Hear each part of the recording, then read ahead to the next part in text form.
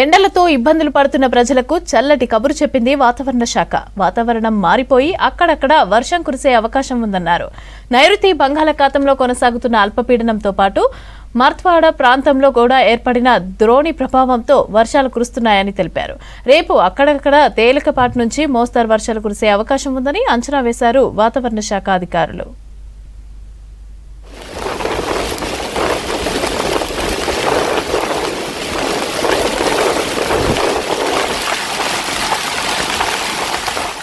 హైదరాబాద్లో ఒక్కసారిగా వాతావరణం మారిపోయింది. ఉదయం నుంచి చల్లటి వాతావరణం ఉన్నా మధ్యాహ్నం నుంచి వెదర్ చేంజ్ అయింది.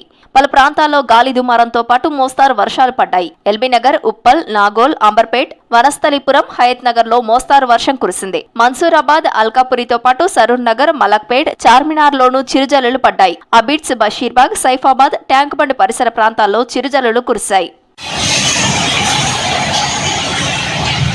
గ్రేటర్ హైదరాబాద్ నగర శివారు ప్రాంతాల్లో కూడా వర్షం కురిసింది. బండ్లగూడ, కిస్మత్పూర్, హైదర్ షాకోట్లో పలుచోట్ల వర్షం పడింది. నార్సింగి, మణికొండ, కోకాపేట్, పుప్పాలగూడ శివారు ప్రాంతాల్లో చిరుజల్లులు కురిశాయి. మరోవైపు వికారాబాద్ జిల్లాలో పలుచోట్ల వర్షం కురిసింది. నిన్న మొన్నటి వరకు ఎండలతో ఉక్కిరిబిక్కిరి అయిన ప్రజలకు వర్షం కొంత ఊరటనిచ్చింది.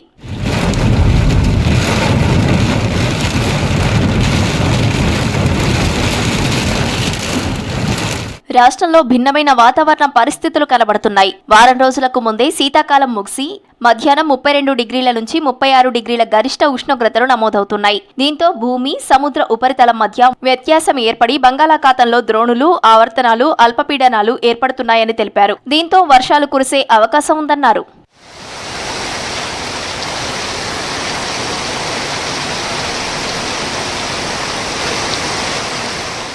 ద్రోణి ప్రభావంతో రాష్ట్రంలో చెదురుముదురు వర్షాలు కురుస్తున్నాయన్నారు వాతావరణ శాఖ అధికారులు. మరో 2 రోజుల పాటు రాష్ట్రంపై ప్రభావం ఉండే అవకాశం ఉందన్నారు. ముఖ్యంగా ఉత్తర, తూర్పు జిల్లాల్లో ఈ వర్షాలు కురుస్తాయని అలర్ట్ జారీ చేశారు. తేలికపాటి నుంచి మోస్తారు వర్షాలు పడడంతో ఎఫెక్ట్ ఉండదన్నారు వెదర్ ఆఫీసర్లు. పలు ప్రాంతాల్లో మనకి మ్యాక్సిమం టెంపరేచర్లు వచ్చి 32 నుంచి 36 డిగ్రీల వరకు కూడా చేరుకున్నాయి. అలాగే మినిమం టెంపరేచర్లు కూడా 17 నుంచి 23 డిగ్రీల వరకు మినిమం టెంపరేచర్లు కూడా చేరుకోవడం వల్ల ప్రస్తుతం చలికి చాలా దూరం అయ్యాము. అయితే మనకి ఈ టెంపరేచర్లు పెరిగిన సమయంలో మనకి ఈ ల్యాండ్కి, సీకి ఉన్న టెంపరేచర్ డిఫరెన్సెస్ వల్ల మనకి అక్కడక్కడ ద్రోణులు, ఉపరితల ఆవర్తనాలు ఏర్పడటము, ఇటువంటి వాటి వల్ల తేమగాలు ప్రవేశించినప్పుడల్లా టెంపరేచర్లు ఎక్కువ ఉండడం వల్ల సాయంత్రం సమయంలో ఈ మాయిశ్చర్ అంతా కూడా పైకి పోయి మనకి క్యుములోనింబస్ మేఘాలు ఏర్పడి జల్లులు పడే అవకాశం ఉంటుంది.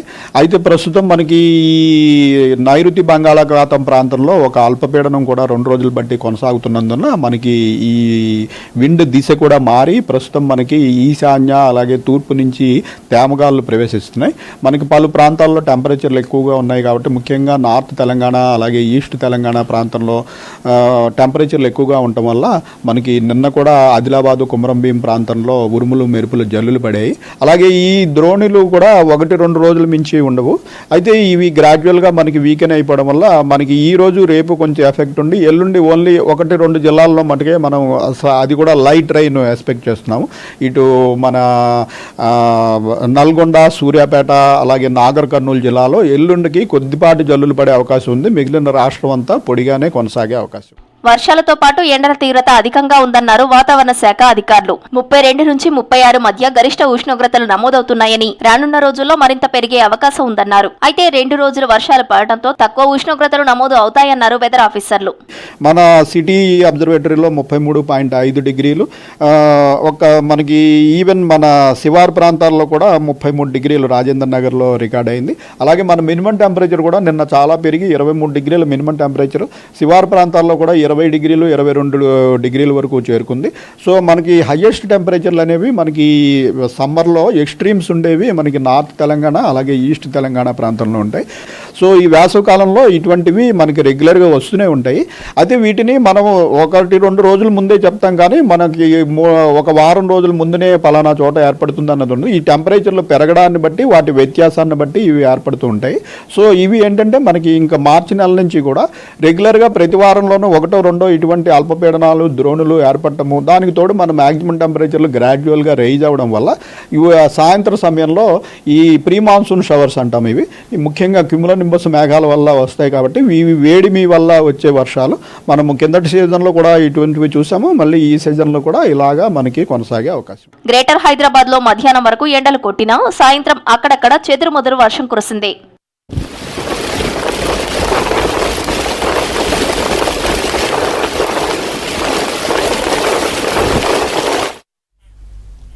రాష్ట్రంలో ఇంటర్మీడియట్ వార్షిక పరీక్షలకు ఏర్పాట్లు పూర్తి చేశారు అధికారులు.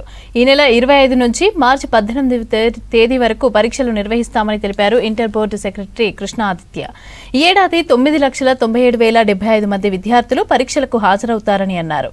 విద్యార్థులు 15 నిమిషాల ముందే ఎగ్జామ్ సెంటర్కు చేరుకోవాలని సూచించారు కృష్ణాదిత్య.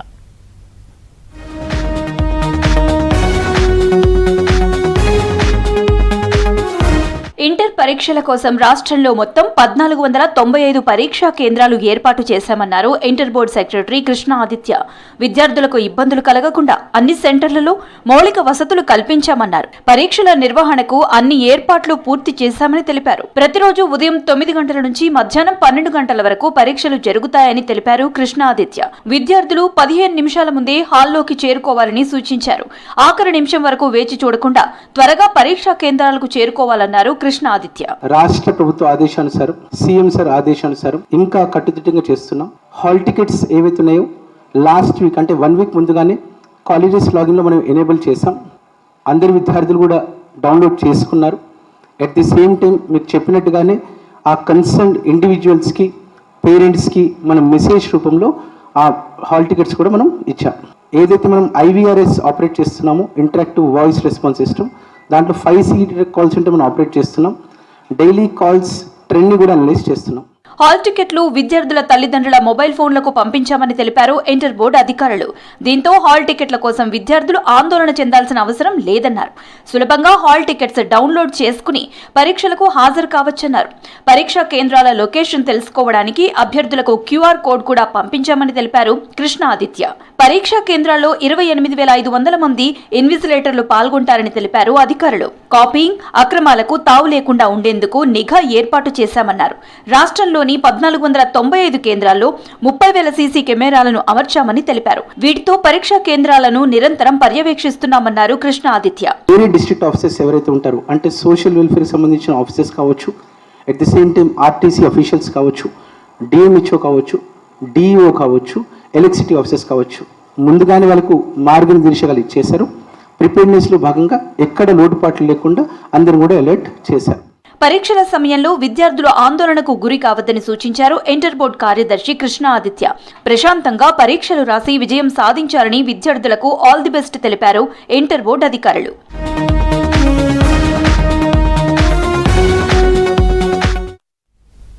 మూడు సంవత్సరాల వయసులోనే బ్యాట్ పట్టిన అన్నదమ్ములు ఇప్పుడు అండర్-14 క్రికెట్లో తమ ప్రతిభతో ప్రత్యేక గుర్తింపు తెచ్చుకున్నారు.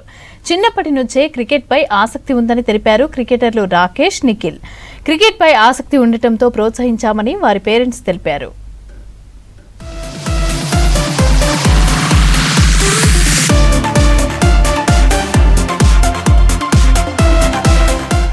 చిన్న వయసు నుంచే క్రికెట్ అంటే ఇష్టంతో సాధన మొదలుపెట్టారు అన్నదమ్ములు రాకేష్, నిఖిల్. క్రికెట్ ప్రాక్టీస్ చేస్తూ తమ ఆటను మెరుగుపరుచుకున్నారు. ప్రతిరోజు 8 గంటలు సాధన చేశామని తెలిపారు. ఈ కఠిన శ్రమే వారిని అందరిలో ప్రత్యేకంగా నిలుపుతోంది.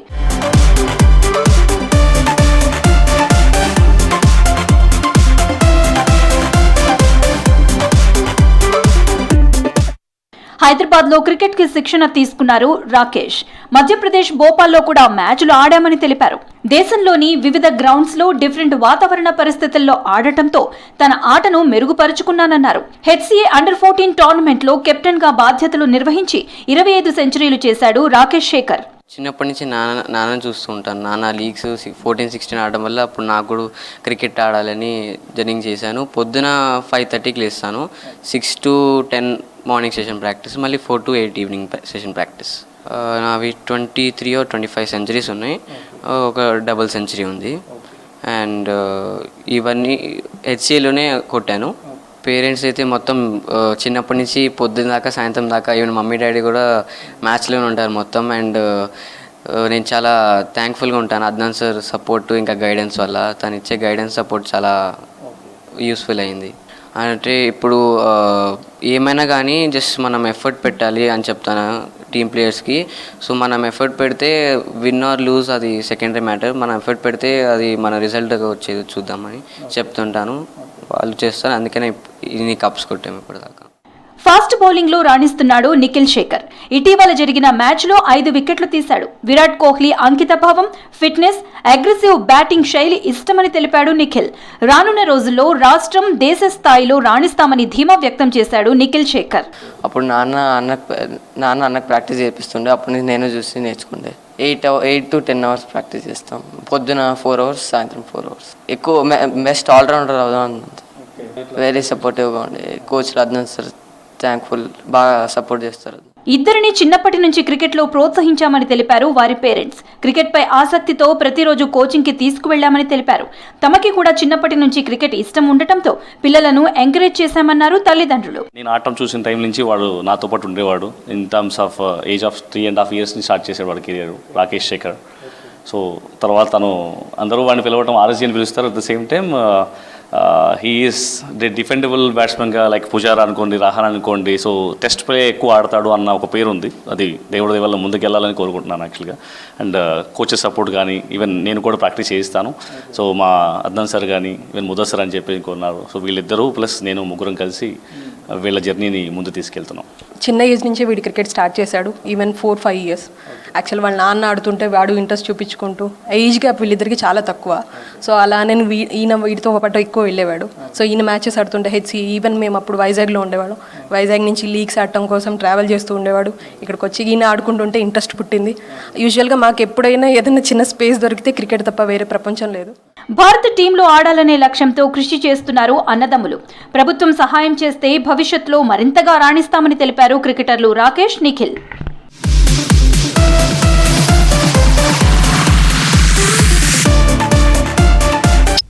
యువత క్రీడలపై ఫోకస్ చేయాలని సూచించారు మంత్రి వాకటి శ్రీహరి.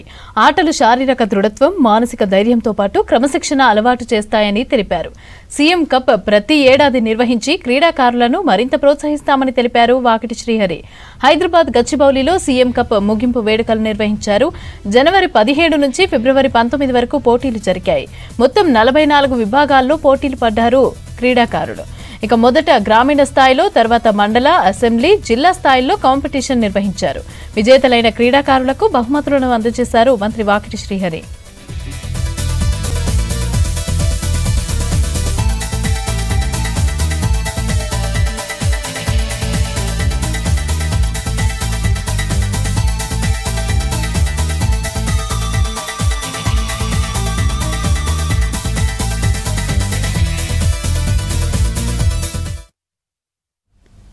సున్నం చెరువు ఎఫ్టీఎల్ హద్దులు మారలేదని క్లారిటీ ఇచ్చారు హైడ్రా అధికారులు. 2014లో ఇరిగేషన్ శాఖ నిర్ధారించిన ఎఫ్టీఎల్ కు అనుగుణంగా అభివృద్ధి పనులు చేస్తున్నామని తెలిపారు. ఎఫ్టీఎల్ హద్దులు మార్చి అభివృద్ధి చేస్తున్నారన్న ఎమ్మెల్యే మాధవరం కృష్ణారావు ఆరోపణలను ఖండించారు. కబ్జాలతో 14 ఎకరాలకి తగ్గిన చెరువును 2014 రికార్డుల ప్రకారం 31 ఎకరాలకు విస్తరించినట్లు తెలిపారు. ఇరిగేషన్, రెవెన్యూ శాఖల సమన్వయంతో పారదర్శకంగా ఎఫ్టీఎల్ నిర్ధారణ చేసినట్లు చెప్పారు. ఇక చెరువు సందర్శన సందర్భంగా ఎమ్మెల్యే సమక్షంలోనే ఇరిగేషన్ అధికారులు వివరించినట్లు గుర్తు చేశారు హైడ్రా అధికారులు.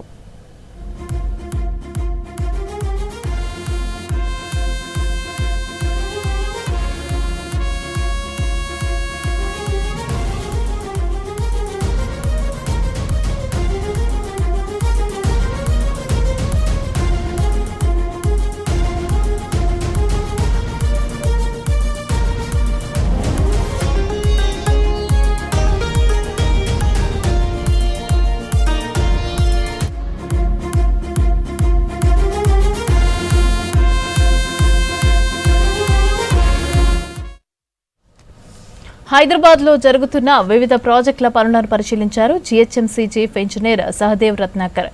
ముసారాంబాగ్ వంతెన పనులను చెకింగ్ చేశారు. మూసీ భూసేకరణ ప్రక్రియ వేగవంతం చేయాలని అధికారులను ఆదేశించారు. ఇక పెండింగ్ చెక్కులను జారీ చేయాలని సూచించారు. అటు నల్గొండ ఎక్స్ రోడ్స్ లో నిర్మాణంలో ఉన్న స్టీల్ బ్రిడ్జ్ పనులను కూడా అధికారులతో కలిసి పరిశీలించారు. ఇక ఏప్రిల్ 30న పూర్తి చేయాలని ఆదేశించారు. ర్యాంప్ పనులను కూడా వేగవంతం చేయాలని సూచించారు. అనంతరం చార్మినార్, రాజేంద్రనగర్ జోన్లలో రోడ్ల విస్తరణ పనులను చెకింగ్ చేశారు సహదేవ్ రత్నాకర్.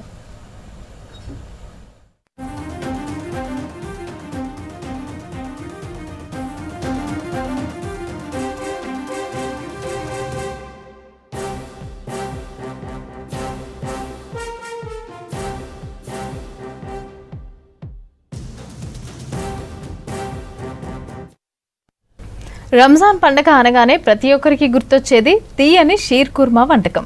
ఇందులో వాడే ప్రధాన పదార్థం సేమియా. రంజాన్ రాకతో మార్కెట్లో సేమియాకు కనువిందు చేస్తోంది. ఇక రంజాన్ మాసం మొదలవడానికి 3 నెలల ముందు నుంచే రెడీ చేస్తామని తెలిపారు తయారీదారులు. చాదర్ఘట్లో చేసే హ్యాండ్మేడ్ సేమియాలకు ఫుల్ డిమాండ్ ఉందంటున్నారు. ముస్లిం కుటుంబాలు ఎన్నో ఏళ్లుగా సేమియా తయారీ చేస్తున్నారు.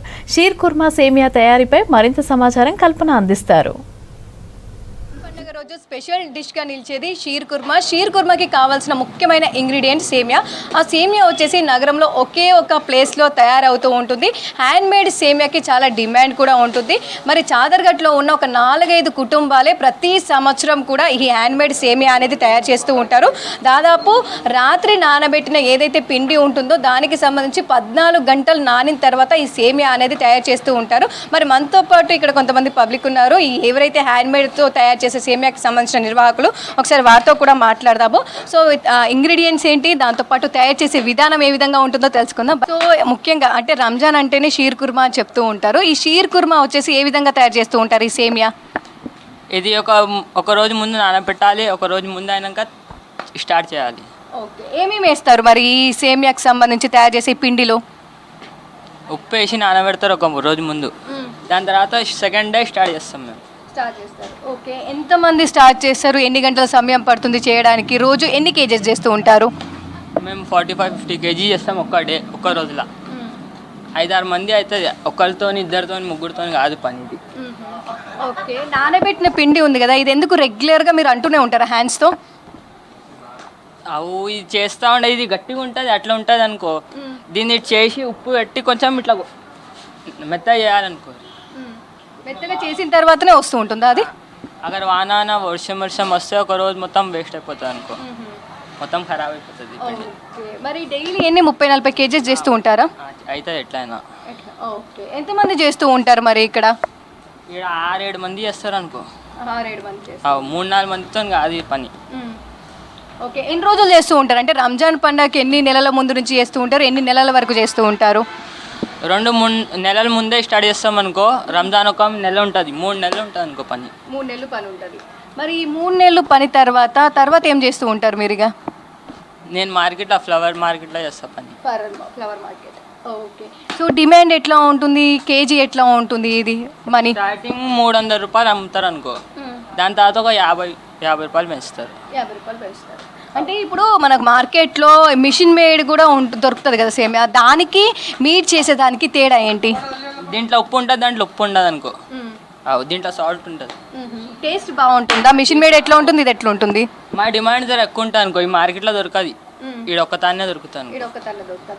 మరి మనతో పాటు హ్యాండ్ మేడ్ సేమియా తయారు చేసే వాళ్ళు ఇంకొంతమంది ఉన్నారు, వారితో కూడా మాట్లాడదాం. అంకుల్, आपका नाम क्या है? मेरा नाम सलीम खान है. ये हाथ की सेमी है, खारी सेमी. इसको हाथ से बनाते हैं हम लोग. इसको मैदा, नमक, पानी से रात में मिला के रख देते हैं. दिन में ऐसा पूरा मुलायम करते हैं, जो मेहनत करके फिर ऐसा तार बनाते हैं, बना के बाज़ार में बेचते हैं. ये हमारा कारखाना बहुत पुराना है, 60 साल के ऊपर होगा. हमारा 4-5वां पीढ़ी चल रहा है कारखाने से. और इसका टेस्ट बहुत रहता है इसका. बाज़ार में इसको 500 रुपये ऐसा किलो बिकता है. हमारे 350, 300, 350 ऐसा बिकता है. ओके भैया, कैसे है डिमांड? ये हैंडमेड सेमिया का डिमांड कैसे है?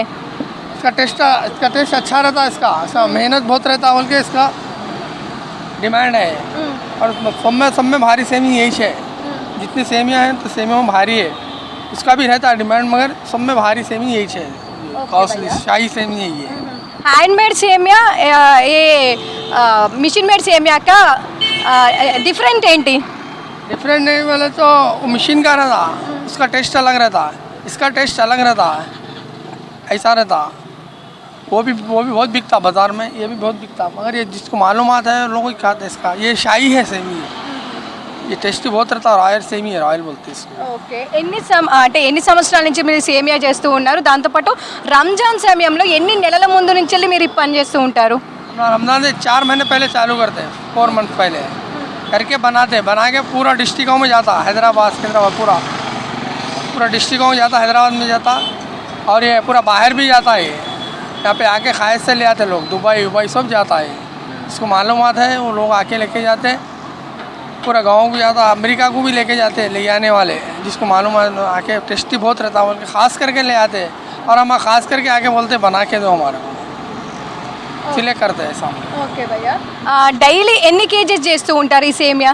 डेली 30 kg, 25 25-30 किलो निकलता डेली है। धूप से निकलता है, तो मौसम ख़राब रहा, बारिश वारिश ऐसा ठंडा सर्दी में नहीं आता है, धूप होना इसको, गर्मी होना ऐसा। ఓకే, ఈ మీరు తయారు చేసిన సేమియా ఎన్ని రోజులు నిల్వ ఉంటుంది? कितने दिन में? कितने दिन में तैयार होता बोल रहे हैं हम। इसको डेली डालते, 1 घंटे 2 घंटे में सूख जाता है। धूप में सुखाते, फिर फैन में सुखाते, फिर पैकिंग करके भिजा देते बाहर पूरा। షేర్ కుర్మాకి మస్తు డిమాండ్ ఉందనే చెప్పుకోవచ్చు. కెమెరా పర్సన్ శ్యామ్తో కల్పన, V6 న్యూస్, హైదరాబాద్. ప్రకృతి విపత్తులు సంభవించినప్పుడు సహాయం కోసం వేచి చూస్తూ ఉంటారు బాధితులు. కొందరు మానవతా దృక్పథంతో ముందుకు వచ్చినా సకాలంలో సహాయం అందక ఎంతో మంది ప్రాణాలు కోల్పోయారు. ప్రకృతి వైపరీత్యాలను ఎదుర్కోవడానికి బాధితులకు సహాయం చేయడానికి నేషనల్ కేంద్ర ప్రభుత్వం ఆపదమిత్ర పథకాన్ని తీసుకొచ్చింది. డిజాస్టర్ మేనేజ్మెంట్ అథారిటీ ఆధ్వర్యంలో విపత్తులు జరిగినప్పుడు మనల్ని మనం కాపాడుకోవడంతో పాటు ఆపదలో ఉన్నవారిని కూడా సేవ్ చేసేలాగా యువ ఆపదమిత్రలను తయారు చేస్తున్నారు.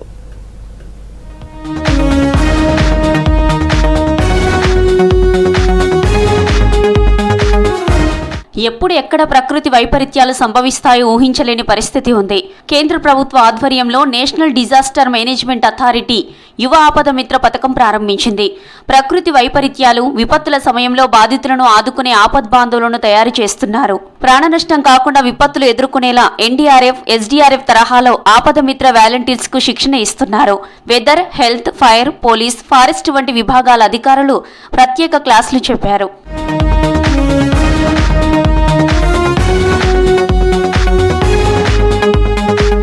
రాష్ట్రంలోని అన్ని జిల్లాల నుంచి డిగ్రీ విద్యార్థులకు NCC, NSS విద్యార్థులకు శిక్షణ ఇస్తున్నారు. విపత్తులు జరిగినప్పుడు పరిసరాల పట్ల అవగాహన ఉండేలా శిక్షణ ప్రారంభించారు. వరదలు, అగ్ని ప్రమాదాలు జరిగినప్పుడు ప్రాణ, ఆస్తి నష్టాన్ని తగ్గించేందుకు యువ ఆపద మిత్రులను భాగస్వామ్యం చేస్తామన్నారు అధికారులు. నగరంలో Hydraa, Osmania university, special police battalion Yousufguda ఆధ్వర్యంలో 1500 మందికి శిక్షణ ఇస్తున్నారు. మేము ఆపద మిత్రుల నుంచి ఇక్కడికి రావడం జరిగిందనమాట. మేము ఫస్ట్ వాళ్ళగా నల్గొండ జిల్లాలో ఆపదమిత్ర వాలంటీర్ శిక్షణ 12 రోజులు పూర్తి చేసుకొని అక్కడ నుంచి మాస్టర్ ట్రైనర్కి ఒక తెలంగాణ నుంచి ఒక 20 మంది మేము బెంగళూరు సెలెక్ట్ అయ్యాము. అక్కడ బెంగళూరు సెలెక్ట్ అయ్యి అక్కడ నుంచి ఇక్కడికి రావడం జరిగింది. జరిగిన తర్వాత మేము ప్రతి జిల్లాలో ఒక 300 మెంబర్స్ని ఆపదమిత్ర తీసుకుంటున్నాము. ఎందుకంటే జరగబోయే విపత్తులు అంటే భారతదేశంలో ఈ యాక్ట్ ఆపదమిత్ర యాక్ట్ ఎప్పుడు వచ్చిందంటే 2005లో వచ్చిందనమాట. ఫైల్ వచ్చినప్పుడు దీన్ని కొద్దిగా మనం వెనకడుగు వేసుకోవడం, నెగ్లెక్ట్ చేయడం జరిగిందనమాట. సో దాన్ని ఇప్పుడు రాను ఏమవుతుందంటే మన ఖమ్మంలో చూసుకుంటే మొందా తుఫాను కానీ తొక్కిసలాట జరిగిందనమాట. 300 కుంభమేళలో 300 మంది చనిపోయారు. అండ్ గణేష్ నిమజ్జనం వచ్చినప్పుడు కూడా ఫుల్ క్రౌడ్ వస్తుందన్నమాట. అండ్ పార్టీలప్పుడు కుల మతాలలో 144 సెక్షన్ అమలు చేసినప్పుడు కానీ, మతాల కలహాలు జరిగినప్పుడు కానీ, ఏదైనా డిపార్ట్మెంట్కి మ్యాన్ ఫోర్స్ సరిపోయినప్పుడు కూడా మన ఆపద మిత్ర వాళ్ళని తీసుకోవడం జరుగుతుందన్నమాట. ప్రకృతి వైపరీత్యాలు జరిగినప్పుడు ఎలా వ్యవహరించాలనే దానిపై శిక్షణ ఇస్తున్నారు. డిగ్రీ విద్యార్థులకు దశల వారీగా శిక్షణ ఇస్తున్నామన్నారు హైడ్రా అధికారులు. యువ ఆపద మిత్రులు వేగంగా స్పందిస్తే ప్రమాద తీవ్రత తగ్గించవచ్చు అంటున్నారు.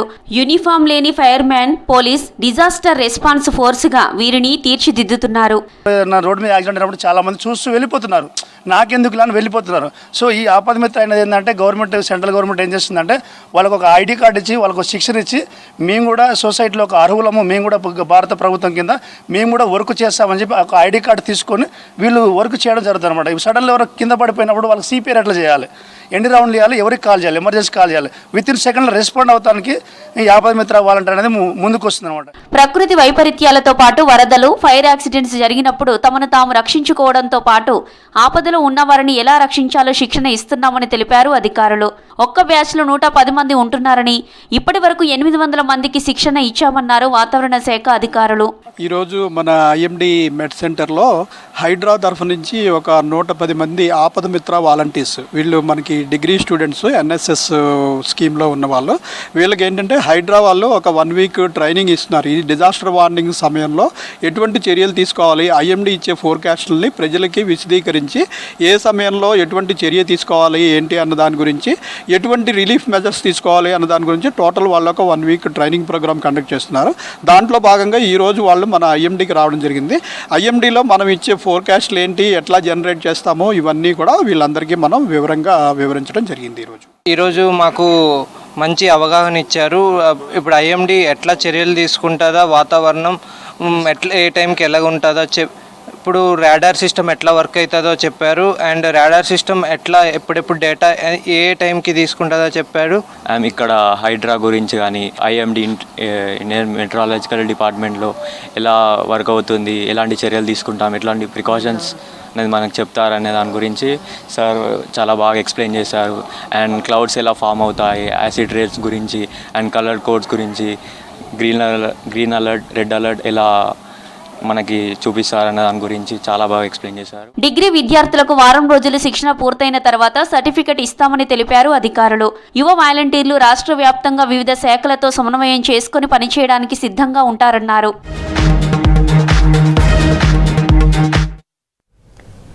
రాష్ట్రంలోని డ్రగ్స్ ముఠాలపైన దాడులు నిర్వహించి అరెస్టులు చేస్తున్నారు పోలీసులు. డ్రగ్స్ తీసుకున్న యువకులు అది మానేసి ఉండలేక మెడికల్ డ్రగ్స్ను ఉపయోగిస్తున్నారు. మత్తు కోసం యువకులు మెడికల్ డ్రగ్స్ డోస్కు మించి ఎక్కువ స్థాయిలో తీసుకుంటున్నారు. ఇక దీంతో ప్రాణాలు కోల్పోతున్నారు డ్రగ్స్ బానిసలు.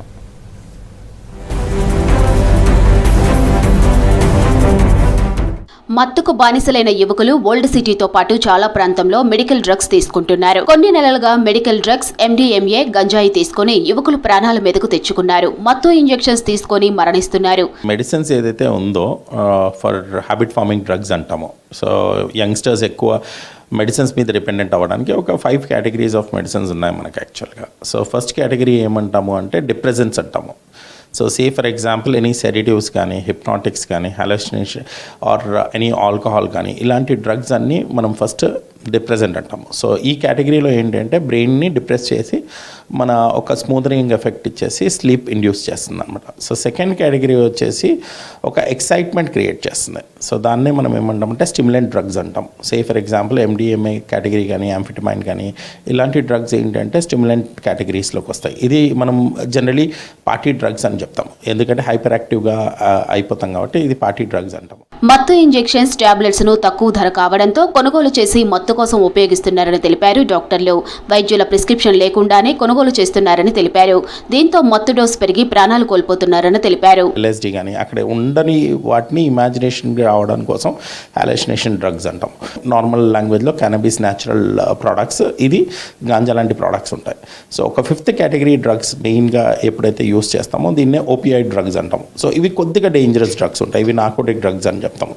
సో దీంట్లో ఒకటి మార్ఫిన్ కానీ, లేకుంటే ట్రెమడాల్ కానీ, లేకుంటే కోడిన్ కానీ, ఇలాంటి మెడిసిన్స్ వస్తాయి. సో దీంట్లో మెయిన్గా యంగ్స్టర్స్ ఇప్పుడు చూస్తే ఒక రిచ్ పీపుల్ అండ్ పూర్ పీపుల్లో ఒక పార్టీ ఫార్మింగ్ డ్రగ్స్ అనేది రిచ్ పీపుల్ డ్రగ్స్ లాగా కనిపించి, ఒక పూర్ పీపుల్ ఏం చేస్తున్నారంటే నార్మల్ అవైలబుల్ మెడికల్ డ్రగ్స్ ఏవైతే సిఎన్ఎస్ డిప్రెసెంట్స్ ఉన్నాయో, లేకపోతే ఏదైనా stimulant drugs available in medical స్టోర్స్లో కానీ, ఒక నార్మల్ ప్లేసెస్లో ఉన్నప్పుడు దీన్ని తీసుకొని ఒక కిక్ని కోసం దీన్ని అలవాటు పడుతున్నారు. దీన్నే హ్యాబిట్ ఫార్మింగ్ అంటాం.